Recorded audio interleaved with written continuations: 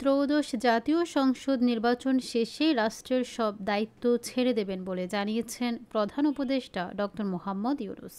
সম্প্রতি যুক্তরাষ্ট্রের ইউটাহ ভিত্তিক সংবাদ মাধ্যম ডেসারাট নিউজে একটি নিবন্ধন লিখেছেন তিনি। এতে ২৪-এর গণ অভ্যুত্থান, অন্তর্বর্তী সরকার প্রধানের দায়িত্ব গ্রহণ, সংস্কার সহ বিভিন্ন বিষয় নিয়ে বিস্তারিত লিখেছেন ডক্টর ইউনূস। বৃহস্পতিবার ২১ আগস্ট নিবন্ধনটি প্রকাশ করেছে ডেসারাট নিউজ। এতে প্রফেসর ইউনূস জানিয়েছেন, আমি স্পষ্ট করেছি জাতীয় নির্বাচন আগামী ফেব্রুয়ারিতেই হবে। এরপর যে সরকার আসবে সেখানে নির্বাচিত বা নিযুক্ত করা কোনো পদে আমি থাকব না। তিনি বলেছেন, আমার সরকারের মূল লক্ষ্য হলো একটি অবাধ, সুষ্ঠু ও শান্তিপূর্ণ নির্বাচন আয়োজন করা, যেখানে রাজনৈতিক দলগুলো ভোটারদের সঙ্গে তাদের পরিকল্পনাগুলো বলতে পারবে।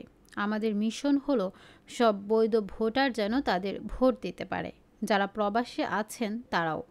এটি একটি বড় কাজ, কিন্তু আমরা কাজটি সম্পন্ন করতে প্রতিশ্রুতিবদ্ধ।